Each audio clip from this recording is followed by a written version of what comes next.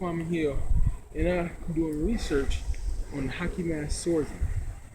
I know it may seem like a weird thing to do my research on, but I was kind of into mythology. I wanted to get the background story on H.M.S. swordsman and be able to learn how to integrate him back into the modern world with us, because I don't want him to be feared or anything. I want him to be, normal, so people could be able to, respect him because he's a human being just like us.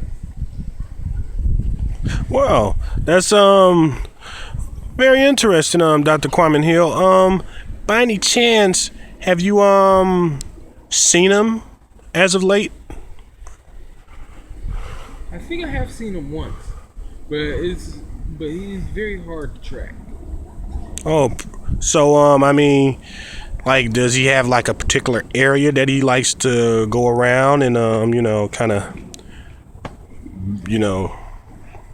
He does have the tendency to go and visit old places that he has probably remembered back from the past, places that considering nowadays are not even there anymore. Oh, so stuff that's somewhat of a significance to him and stuff. Yeah. Okay, so what I'm basically trying to understand and what I want the public to kind of understand is, like, what is his purpose? I mean, why is he here? He's here just as the same as anyone else. He just wants to live a normal life. He doesn't want to hurt anyone or cause any problems or do anything that's like, not part, like anything that I just feel like in our society could be perceived as maybe dangerous or might be harmful to other, people around. He's not dangerous at all. Only people he would be dangerous to is people who are dangerous to other people. Okay, so he's what, somewhat of a hero or something? Or, is he trying to, what is he trying to do? Is he just trying to live a normal life? What? I'm trying to understand this. That's a kind of weird perceived notion. Actually, he kind of goes by the old-fashioned warrior's code. Oh, okay. So, the one thing I'm trying to really truly understand is, do you happen to know if he will ever be able to, maybe, I don't know, talk to the public? Because, I'm just trying to understand more about him. I'm hoping to get him to that point. That's actually what my research is about, is to get him to that point. Okay. When I actually had talked to you earlier, when we wasn't on camera, and I think you basically kind of somewhat told me that he doesn't really talk. Yeah, sorry, I love my environment. Oh no, it's cool. Yeah, he doesn't really talk. He kind of went into silence. He kind of put himself in somewhat of an exile or whatnot. Yeah. Okay, so with him putting himself out there like that, I'm wondering if for whatever reason, if we was to confront him or maybe even talk to him or something, how would we even communicate with someone that don't even talk? I'm lost on that. Well, see, you gotta approach him calmly. Quite frankly, I think he'll most likely just avoid you. Okay. Or probably even seem like he may not even hear you. You just you wander. Considering his mind is almost probably somewhat of a wander, considering he's been alone for so long, that any human contact would probably it would seem awkward to him. Not saying that he'd be dangerous or anything, or like he would attack you just because you're trying to talk to him. Oh, okay. So I don't have to basically fear for my life or anything like that, right? No. Okay. Now, he's a H.M.S. swordsman. I'm assuming that he's a swordsman, right? Yeah. So he carries a sword. A lot of people would probably perceive that as, something that might be threatening or something, and they might take it the wrong way. And he's not, I don't know if he's using it for whatever reason he might be using it for, but, trying to understand more of that. Well, a lot of people probably wouldn't find that weird, but, with all the Jason movies and stuff like that, and people like Michael Myers, of course, that may start to seem Yeah. And, Scare people. okay. Because see, there's another thing too with the different things like you said, Michael Myers or maybe Jason Voorhees and stuff. You know, those like he chose the hockey mask to cover up his face, and I think a lot of people would probably be like, you know, I mean, are you trying to imitate those particular figures? I mean, I know your study is in mythology, and you know, a lot of people would wonder why that he choose that particular thing, because that particular mask over the years has always been perceived as something to fear. It wasn't like no friendly mask, or it's like he's not wearing a smiley face. It don't make him really easy to approach or even accept as a normal human being, you know? Well, that's true, but it's also maybe he was a Mighty Ducks fan. Well, yeah, that's pretty funny, Professor. I can give you that one. That's pretty funny. But what I'm trying to also understand with that is, I understand that he was like grotesque, you know, he was somewhat disfigured, where his face, he doesn't want anyone to see it because of how grotesque it is. And, you know, I'm assuming that's the reason why he uses that to cover up his identity.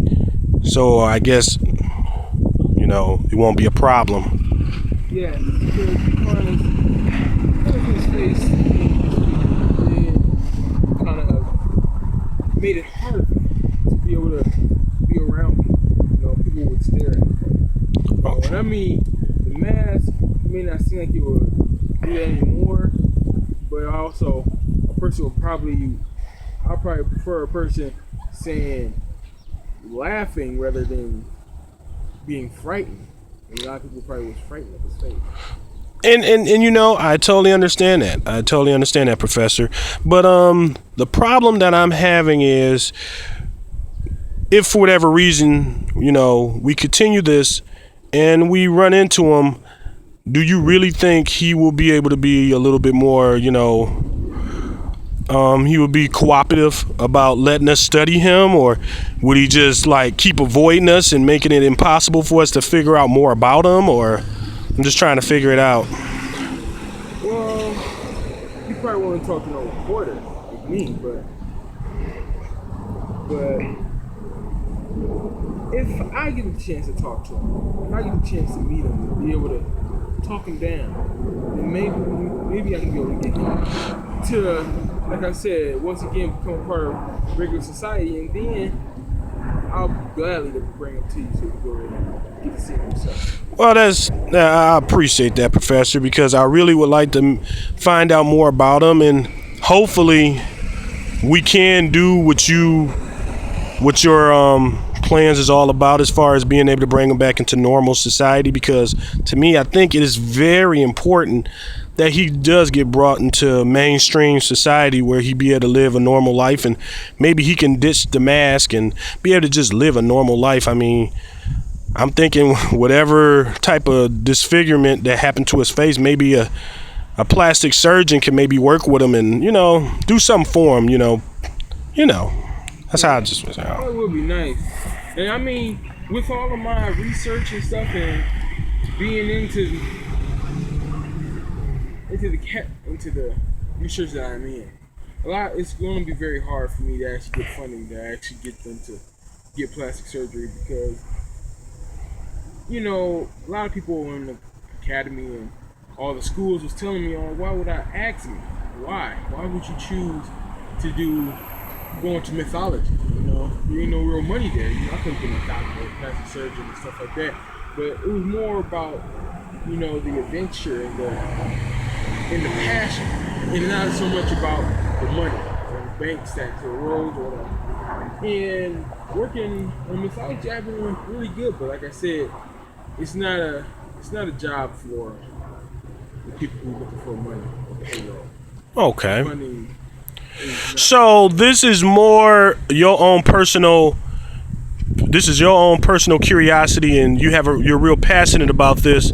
That's more important to you than just the mere financial gain of it. I mean, you're more into the study more so than just dealing with the money and the situation and stuff. It's not all about that.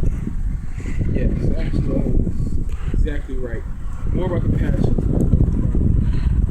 it's And I can, and I, you know what, Professor, a lot of people could appreciate that. And believe it or not, there's probably a lot of people, a lot of investors, and a lot of people that's just as interested in science and stuff that would be probably willing to fund you. I mean, it's just a matter, I guess, of you finding someone that's willing to, go that route with you, and hopefully, you find those people. yeah, I'll be glad to find those people.